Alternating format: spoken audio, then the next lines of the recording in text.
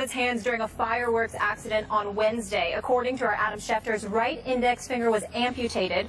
And according to our Ed Warder, he also fractured his right thumb. The thumb is expected to take longer to heal than the wound from the amputated finger. JPP is not the only player who had a fireworks mishap. The Bucs' C.J. Wilson also lost 2 fingers over the holiday weekend. Unfortunate news. Gentlemen, what is your take on this JPP situation? It's just a bad situation. You know, NFL players know there's certain things we probably shouldn't do. But is fireworks one of them, though? Do you put that in that category of riding motorcycles? Now it for sure is. Yeah, but I mean, there's a ton of things we do as players that, you know, we do all the time. You know, he might have been a guy that did fireworks for X amount of years. You know, did it every year. There was never a problem. It just so happens the one year that for him you really don't want to make it a problem, and you're, you know, still kind of his contract year going through the franchise tag was this year, and now you're sitting there where, you know, we don't know exactly what, if his whole finger or was amputated, but now you have a fractured thumb.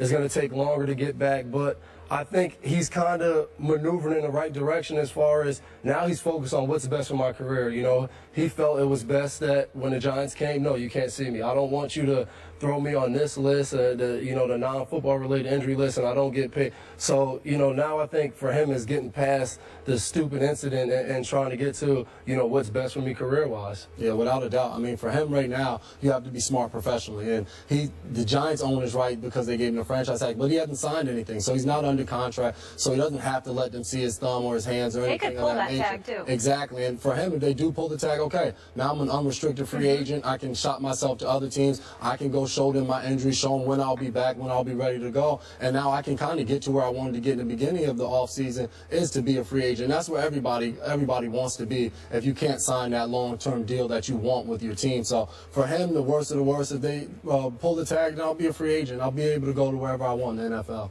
I know it's going to sound crazy to say this, but he was kind of fortunate, wasn't he? Because this could have been a lot worse. Definitely. So if you're him, you're kind of thanking your lucky stars that this was the case, that it was just this. And I know it sounds crazy to say you just lost a finger and you just fractured your thumb.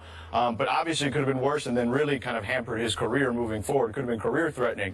Luckily it's not going to be. And according to our Adam Schefter, you know, his sources say he'll be back on the field, you know, pretty soon here. Well, you know, once the thumb recovers. Yeah.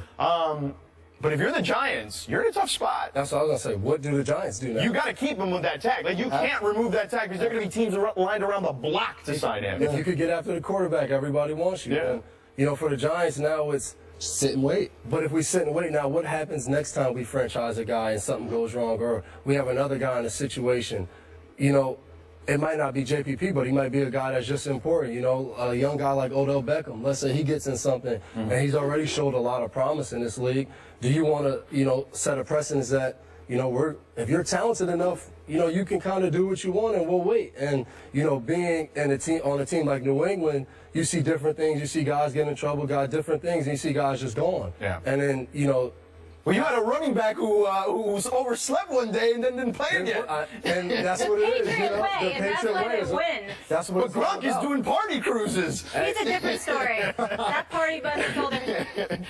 I don't want to put you in a bad spot. That did get an invite to the party bus. So I'm gonna get my way on that cruise ship. You know. But as far as we know with Gronk, he just has a good time. You know, it's never any incidents. Yeah, you know, that's true. He's not hurt, so from his partying. Get into that subject though with these incidents, like say it's Brady with the cliff diving. Obviously, you get to live your normal lives, but you're signing these contracts with these teams, getting paid millions of dollars. How is that as a player? Do you say, all right, I'm going to sacrifice, I'm not going to participate in X activities, and is fireworks one of them? I think some activities, but you know, I think it's hard for some guys that have been doing some things their whole life. You know, how do you just say? Give me an example. What's something you're going to say? Me, like I wouldn't get on a motorcycle. Okay. I just, would you have if you didn't play in the NFL?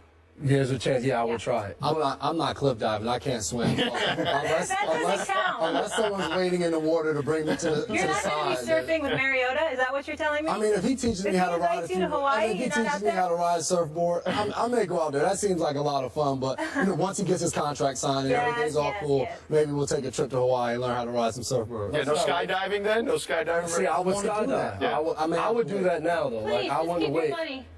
You think so? Yes, keep your money in your pockets. So no skydiving. No, none of that. We're seeing what's happening. No, Please, stay healthy. I mean, Tom Brady jumped off a cliff and he won a Super Bowl, so maybe that is the key.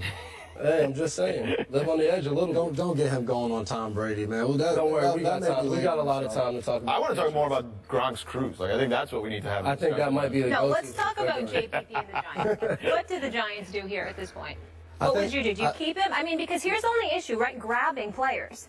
He can still rush the passer, but I mean, with the amputated finger. Without a doubt, you keep him. I mean, we had a defensive lineman, Rapati, who played 2 years straight, broke his hand in preseason, was still able to play, and the first year had the best year of his career. So, I mean, a fractured thumb, that's going to heal. He's going to be ready to go. So, without a doubt, you keep him. You wait for him to get healthy. And like Schefter said, it doesn't expect to be a long time. So, you just have to wait. And who knows? He might not even been showing up for training camp anyway, being that he hadn't signed his franchise tag. So, you may not be missing out. You just have to hope he gets healthy and he's able to get his strength back and be ready to go when the season starts. And I have seen some people say it was silly that he didn't sign it, but he was holding out for a max contract. Yeah. Can you blame the guy in terms of wanting security? Yeah, You know, he was going to get the 14. Without a doubt. He had a great season and all of that. No skydiving for either of you, everybody. I gotta try. On the field. It No, looks fun. after you retire, you have plenty of time. I might be Cliff too- I might be dive, too old by skydiving, then. George is Fireworks, whatever you want to do. Surf, but for now, no, that's it.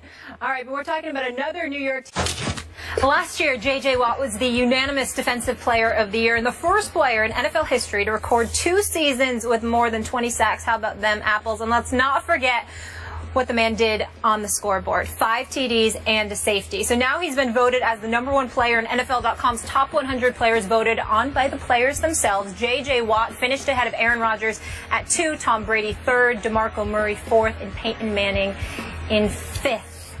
Is J.J. Watt the best player in the NFL? Devin, you want to go first? Bring in the defense. It's about time. Defense wins championships. It's about time we get That's a not defensive cliche. player and not a quarterback at that #1 spot. I mean, the guy scored touchdowns. He had sacks. He recovered fumbles, Did it on both interceptions, sides. batted the ball down.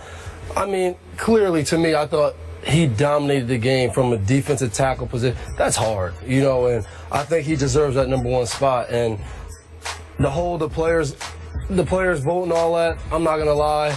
A lot of players, we just write names in there. We really don't You just care. pick your boys? It's like, You're like, we went hey, to college together. like I'll go in there, I'll be like, oh, 20 New England Patriots. And that's what I'll write down there. So we But shouldn't trust the list? give or take. That's But I do think J.J. Watt, I do think he Are you was the saying best that player.